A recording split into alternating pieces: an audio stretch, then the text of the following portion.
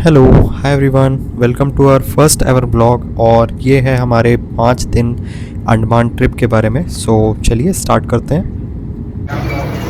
Guys, थोड़ा हमारी flight जो है वो 3 बजे लैंड करनी थी, लेकिन उसे लैंड करते करते 5 बज गया। अभी हम फाइनली जो है सेलुलर जेल में आ चुके हैं। यू कैन सी ये तो अच्छा हुआ, हमारे ड्राइवर भैया बहुत अच्छे थे, हमें एयरपोर्ट से सीधे यहाँ पे ले आए हैं। बहुत एग्जिट जल्दी ढूंढ के भागना पड़ा था। अब देखते हैं आगे कैसा क्या माहौल है। So please continue. So guys, हमारी फ़्लाइट लैंड करनी थी 3 बजे, लेकिन इंडिगो का उस टाइम इशू चल रहा था फ़्लाइट डिलेज़ का। इस वजह से हमें पहुँचते पहुँचते 5 बज गए। और जैसे ही हम पहुँचे यहाँ पे हमने देखा सेलुलर जेल में काफ़ी भीड़। तो जैसे तैसे हम जेल के अंदर पहुँचे, थैंक्स टू आवर गाइड जिसने हमें काफ़ी हेल्प करी जल्दी से जल्दी एंट्री लेने के लिए। लेकिन अंदर आते ही हमारी सारी थकान मिट गई। सेलुलर जेल, जिसे काला पानी की सज़ा भी आपने मूवीज़ में सुना होगा, यहाँ पे ये नेशनल मेमोरियल है जहाँ पर अर्ली 90s के दिनों में जो हमारे स्वतंत्रता सेनानी हैं उन्हें रखा जाता था। रात के वक्त यहाँ पर एक लाइट शो ऑर्गेनाइज़ करा जाता है, जिसपे शाम के टाइम लाइट शो के ज़रिए हमारी स्वतंत्रता सेनानियों की जो स्ट्रगल थी उसे दिखाया जाता है। काफ़ी सुंदर दृश्य। शो ख़त्म करते ही हम निकल गए बाहर की ओर, जहाँ पर हमें जो यहाँ पे एक लोकल छोटे सा मार्केट है, एक गली है, वहाँ से जाने का मौका मिला, जहाँ पे मेनली सोवेनियर्स वगैरह मिलते हैं। इसके बाद हमने ढूंढी अपनी कार, जो हमारे ट्रैवल एजेंट द्वारा दी गई थी, और हम निकल गए अपने होटल के सफ़र में। लैंड करने के बाद पोर्ट ब्लेयर में हमारा स्टे था होटल किंग्स में। और ये सारी ही ट्रिप हमने एक local tour and travel company से बुक करी थी, सो दैट हम एंजॉय करने पर ज़्यादा फोकस कर पाएँ। चूँकि हम दिल्ली से आ रहे थे, इसलिए हमारे इनर्स और स्वेटर्स अभी भी ऑन थे, और सेलुलर जेल की गर्मी में हम पूरी तरीके से पसीने पसीने हो चुके थे। तो सबसे पहले रूम चेक करने के बाद हम हुए फ्रेश और ली एक लंबी नींद, क्योंकि अगले दिन से हमारी जो एक्चुअल ट्रिप थी वो स्टार्ट होनी थी।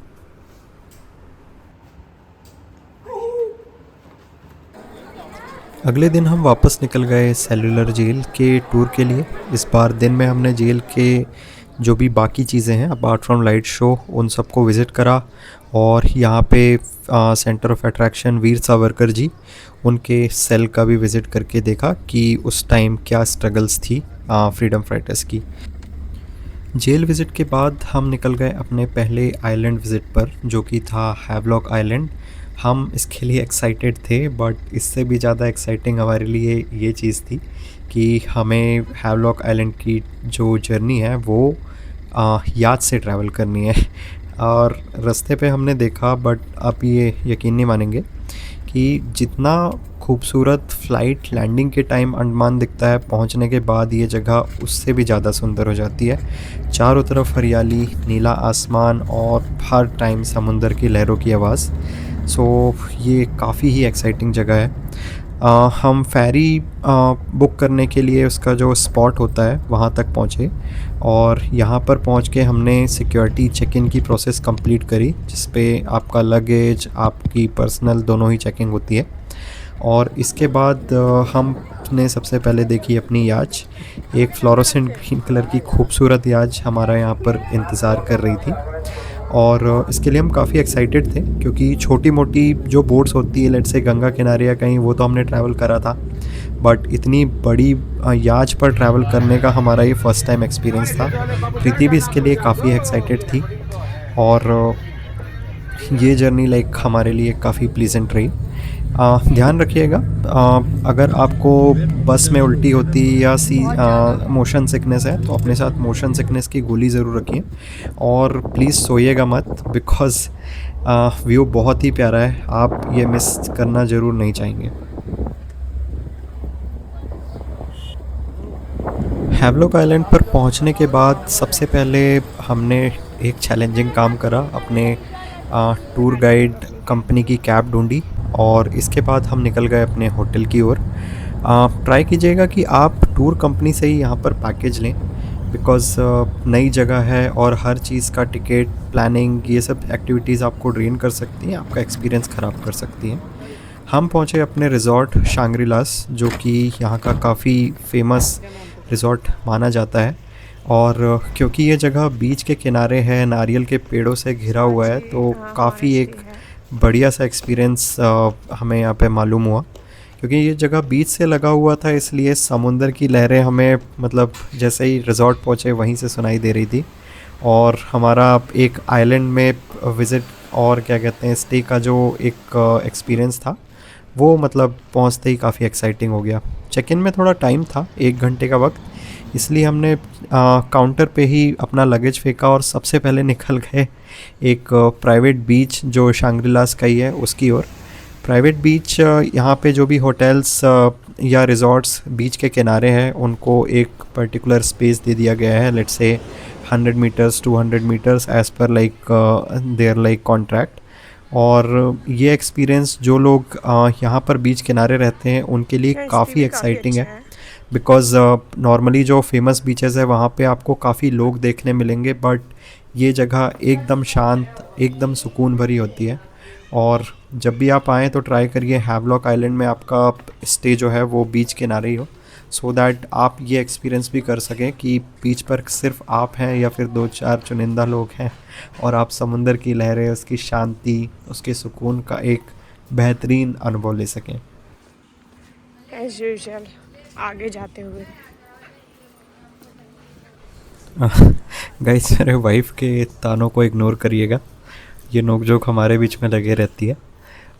एक मज़े की बात बताऊं तो शादी के बाद ही हमारी पहली ट्रिप थी। रिसेंटली हमारी शादी हुई है और हमारे यहाँ कल्चर में शादी के तुरंत बाद, जैसे कि आप इंस्टाग्राम रील्स पे देखते हैं, कपल्स हनीमून के लिए निकल जाते हैं। हमारे इस पे लाइक 1 हफ़्ते तक रिचुअल्स चलते रहते हैं। इसलिए पहले हमने शादी के बाद थोड़ा सेटल हुए घर पे, उसके बाद नोएडा जहाँ हमारी जॉब है वहाँ पे हम लोग सेटल हुए। 2-3 महीने का वक्त लिया सब कुछ सॉर्ट आउट करने के लिए और फिर ये ट्रिप प्लान करी थी। करीब 250 मीटर तक वॉक करने के बाद हम फाइनली पहुँचे इस प्राइवेट बीच पर, जो कि विजयनगर बीच के नाम से जाना जाता है। और यहाँ पहुँचकर सबसे पहले जो हमारे मुंह से शब्द निकला वो था वाओ, कितना सुंदर बीच है। यहाँ पर क्योंकि ये खाली था और दिन का टाइम था, इसलिए पानी भी बहुत खूबसूरत लग रहा था। और यहाँ पर पहुँचने के बाद थोड़ी देर तो हमने व्यू एंजॉय करा, काफ़ी खूबसूरत नज़ारा था। और उसके बाद वही करा जो मेरी वाइफ़ की फेवरेट एक्टिविटी है, यानी कि फ़ोटोग्राफ़ी शुरू। हमने थोड़ी देर तक फ़ोटोग्राफीज़ कैप्चर करी, व्यू को एंजॉय करा, लेकिन क्योंकि गर्मी और धूप बहुत थी इसलिए थोड़ी देर बाद ही हम वापस निकल गए अपनी होटल की ओर, रिज़ॉर्ट की ओर चेकिंग करने के लिए। फटाफट चेक इन करने के बाद हम निकल गए अपनी रूम की तरफ। और रूम एक्चुअली एक्सपेक्टेशन से काफ़ी ज़्यादा बड़ा और बढ़िया था। और आप भी ट्राई करिएगा कि अगर आप अंडमान आते हैं तो जो रिज़ॉर्ट्स हट के फॉर्म पे होते हैं एकदम बीच किनारे, उनकी जगह आप प्रॉपर रूम्स हो सके तो चुनिएगा, because obviously because of the safety reasons. यहाँ फटाफट फ्रेश होने के बाद हम निकल गए हैवलॉक आइलैंड में हमारी पहली डेस्टिनेशन की ओर, जो कि था राधानगर बीच। हमारे रिज़ॉर्ट से ऑलमोस्ट 15 किलोमीटर की दूरी पर था। रिसेंटली मैंने पढ़ा था कि राधानगर बीच एशिया का सबसे क्लीनेस्ट बीचेस में काउंट होता है। And when actually we went there we found out like it was actually true. Beach काफ़ी खूबसूरत है। एक बार हम पहुंचते हैं उसके बाद आपको भी दिखाते हैं। यहाँ पर सफ़ेद रेत, नीला आसमान और ढलता सूरज, it was just like a painting. क्योंकि प्रीति और मैंने सुबह ही पोर्ट ब्लेयर पे और यहाँ आने के बाद भी एक बार फ़्रेश हो लिए थे, नहाना धोना कर लिया था, इसलिए हमने यहाँ पे प्रेफर करा कि वापस गीले ना हो। एंड हमने बस व्यू, सनसेट इसे एंजॉय करा और लाइक कॉम्प्लीमेंट्री ड्रिंक्स पी। और हमने यहाँ पे एक फ़ोटोग्राफी पैकेज ले रखा था बिकॉज़ हमने सुना था यहाँ पे फ़ोटोग्राफ्स काफ़ी खूबसूरत आती है and it was literally true. Location और फोटोग्राफी स्किल्स जो थी वो काफ़ी बढ़िया थी and we really enjoyed this place a lot.